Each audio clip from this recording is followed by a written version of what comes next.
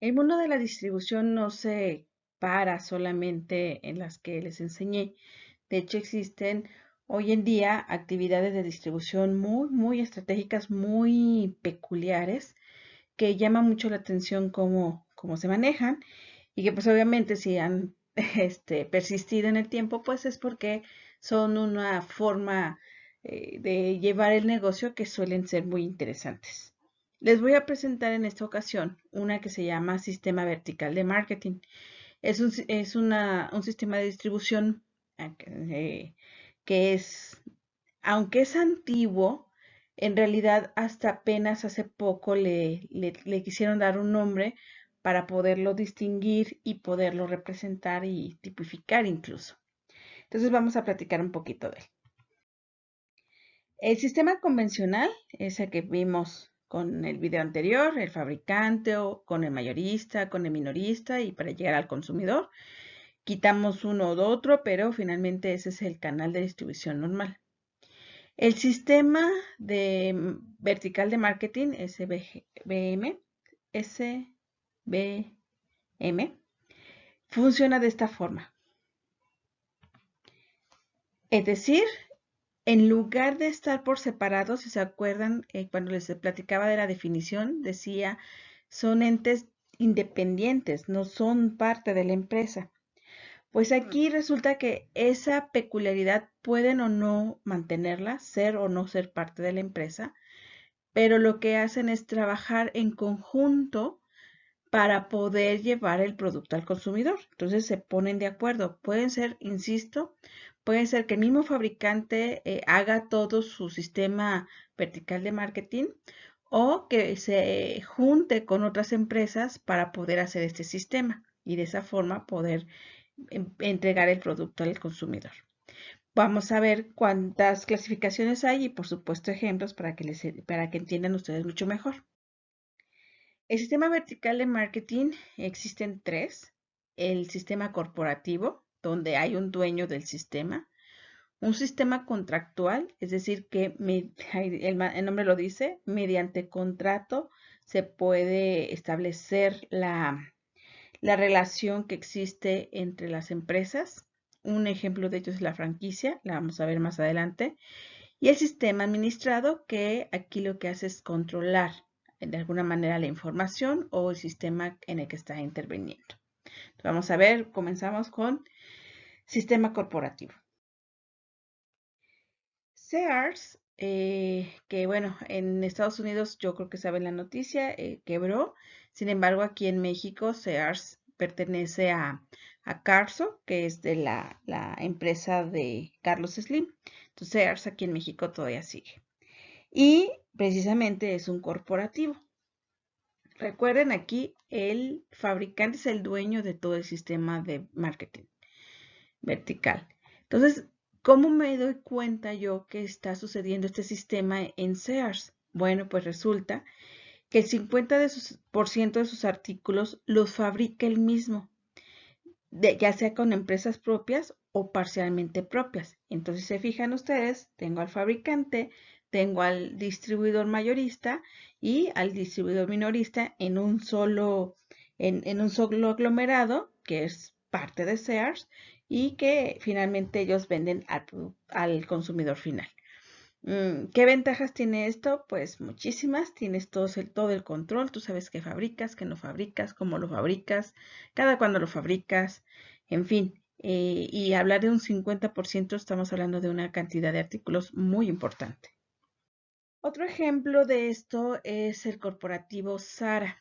Zara, si conocen, es una empresa española que aquí en México se le conoce como Intex, creo que por ahí debe estar el nombre.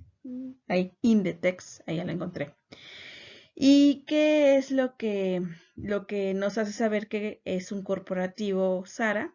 Pues bueno, que Zara fabrica el 40% de sus telas, o sea, él se va todavía más atrás de la cadena productiva.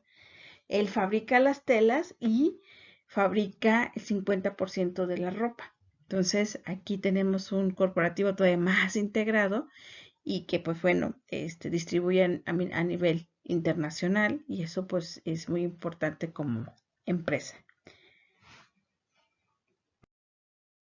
Y bueno, ese es un ejemplo del sistema 1, que es el corporativo. Ahora vamos a conocer el contractual. Entonces, aquí vamos a ver algo muy distinto, aunque parecido a lo que vimos en el sistema convencional. Que recuerden que son empresas que pueden estar separadas, totalmente separadas. Es más, ni siquiera sé si Nadro me vende a mí, que yo soy una pequeña farmacia, si vendo o no vendo es mi problema, casi, casi. Aquí en el sistema de vertical de marketing, no, aquí sí hay una relación muy particular entre el fabricante y las empresas con las que trabaja. Me gustó utilizar este ejemplo, que es con los autos. Este sistema se llama minorista, es decir, que vamos a hablar de que se está vendiendo uno o dos productos. Puede haber más, pero sin embargo no son excesivas la cantidad. Y el mejor ejemplo son los autos. Ustedes, como saben, existe pues toda la empresa Ford, que fabrica sus diferentes modelos de autos, que tiene sus ensambladoras en diferentes partes del mundo y que pues bueno, tiene pues su tecnología, su sistema y todo. Pero ¿cómo vende sus autos? Seguramente, creo que incluso ahí en Tamazunchale hay una. Existen los concesionarios, así les llaman ellos, que pueden decir distribuidores, que pueden decirles agentes. Estos concesionarios se manejan por medio de un contrato. Entonces, si ustedes han podido viajar a ciudades como Monterrey, por ejemplo, podrán ver que existe un concesionario Gama, por decir, ahí está con el huracán, el concesionario Gama que está en ciertas partes de la ciudad y ustedes se van a otra parte de la ciudad y encuentran al concesionario Pérez y se van a otra parte de la ciudad y encuentran al concesionario Ford que se llama la colonia que están por ahí, ¿no? Concesionaria Flores. Entonces, si se fijan, ¿por qué sucede esto? Porque cada concesionario es un corporativo o es una firma particular que hace un contrato con Ford y Ford les distribuye sus autos.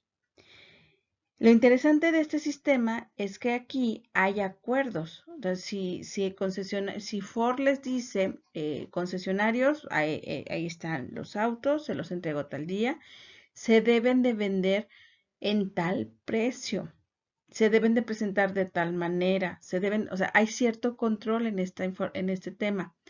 Y si, por ejemplo, hay autos que no se lograron vender, pues Ford apoya a los concesionarios para que existan pues algún acuerdo, algún sistema para que esos autos puedan salir. Les hacen descuento, permiten ciertas promociones para que eso suceda. Y finalmente, cada uno de estos concesionarios pues ya contratará el personal que ellos determinen para sus ventas y lo hacen llegar al consumidor final. Entonces, por eso les digo que son minoristas, porque si bien existen empresas que llegan a comprar flotillas completas, pues sucede de vez en cuando, pero lo más común es estar vendiendo uno o dos vehículos a cada cliente. Entonces, estamos hablando de un sistema contractual minorista. Ahora vamos a hablar de un sistema contractual mayorista. El mejor sistema que podemos poner como ejemplo es pues Coca-Cola. No sé si ustedes sepan, seguramente sí. Coca-Cola es una empresa que está en Estados Unidos, se llama Coca-Cola Company y ellos lo que hacen, la forma como distribuyen su producto es la siguiente.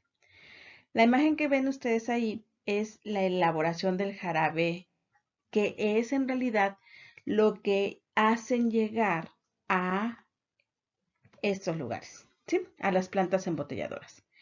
Coca-Cola Company hace un contrato con las diferentes distribuidoras que tiene en el mundo ejemplo en México es FEMSA. Entonces, con FEMSA hace un contrato, son empresas independientes, Coca-Cola Company es una empresa, FEMSA es una empresa, pero hacen un contrato donde se establece la exclusividad de la venta del producto. Entonces, ¿qué hace Coca-Cola Company? Les da ya sea la fórmula o ya sea el concentrado del jarabe de la coca, que es la gran receta secreta, se la pasa a FEMSA y entonces FEMSA en México hace todo su tratamiento en sus diferentes plantas embotelladoras. Entonces, aquí su contrato sirve para eso, para esa exclusividad y para esa fabricación. Y después FEMSA pues ya se dedica a mandar sacar de su embotelladora todos los productos a sus centros de distribución y ellos a los diferentes clientes. Y aquí porque se llama mayorista y de hecho hasta ahí se queda la gráfica. No, el consumidor final que considera FEMSA son las tiendas a las que vende de manera mayorista o medio mayorista. No es al consumidor final al que FEMSA le preocupa, le interesa que el producto esté en las tienditas de la esquina, en los grandes supermercados o pues en su propia marca, que es Oxxo, por ejemplo. ¿Sí? Entonces, este es un sistema contractual. Recuerden aquí, el nombre lo dice, se requiere un contrato para que esto se pueda establecer. Y el otro sistema contractual muy interesante, pues es el sistema franquicia. Entonces el sistema franquicia es igual, se funciona mediante un contrato y existen pues un montón de empresas que seguramente ustedes conocen que se maneja mediante este sistema. Vamos a platicar un poquito a detalle cómo funciona la franquicia. Es uno de los sistemas de distribución muy interesantes, muy redituables, que hoy en día pues tiene muchas ventajas en realidad. ¿Cómo funciona el sistema? Pues bueno, ustedes saben que si ustedes quisieran comprar un producto, pues ceden ustedes al fabricante. Entonces el fabricante, por una cierta cantidad de dinero, me va a dar a cambio un producto.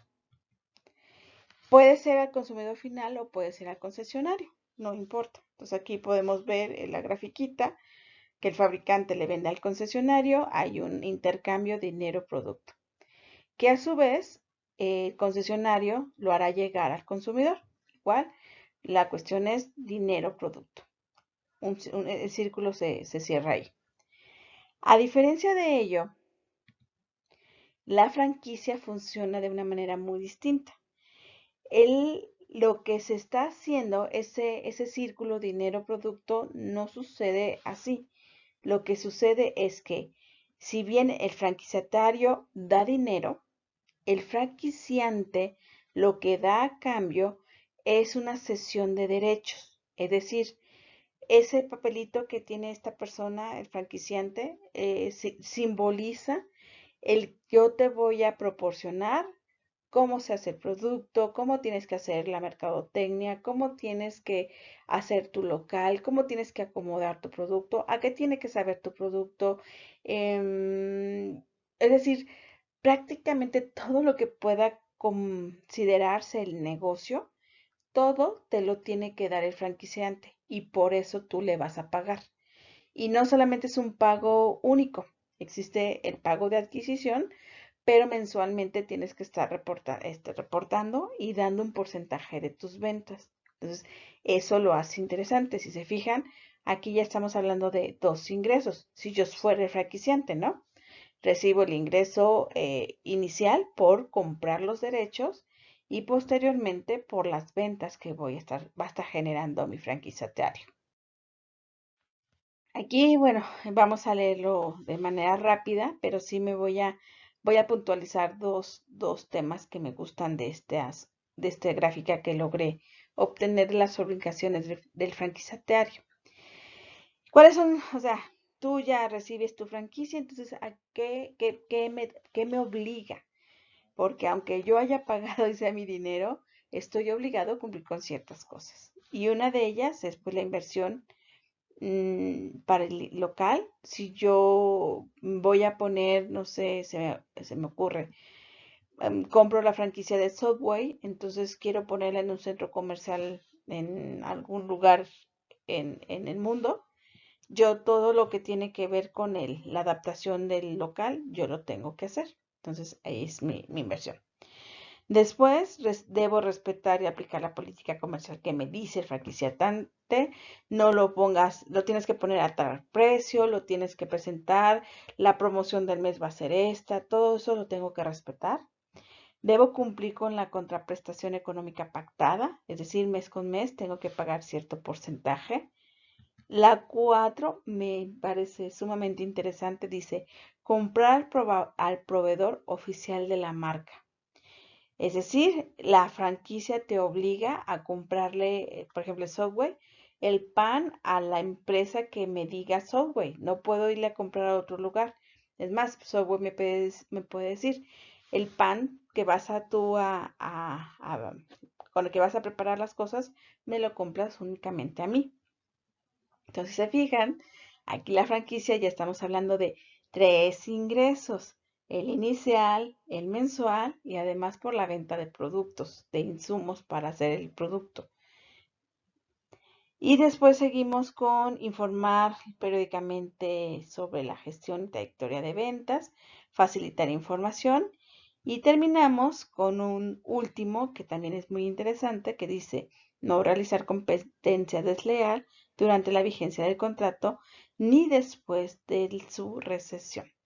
Es decir, que te amarran también las manos, si eres franquiciatario, que si un día tú decides, ya, pues sabes que ya franquicia ya no me convino, yo ya hasta aquí quedé contigo, pero sé la fórmula, sé cómo hacerlo, sé cómo venderlo, o sea, ya adquirí todos estos conocimientos, pues por contrato te van a decir, pues sí, qué bueno, pero no los vas a poder utilizar. ¿Sí? Entonces, les digo, es un sistema, si lo ven como franquiciatario, pues a lo mejor no parece así como que cómodo, pero si lo ves como franquiciante, la verdad es un sistema muy interesante. Y bueno, insisto, y existe un contrato. Y ahora sí, el último tipo de sistema vertical de marketing, que es el administrado. Este es un sistema súper extraño, pero sucede y sucede de manera muy interesante.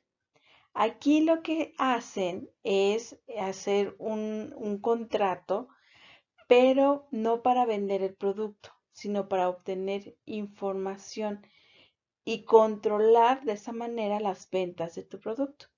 Aquí les pongo un ejemplo muy particular que existe y sucede.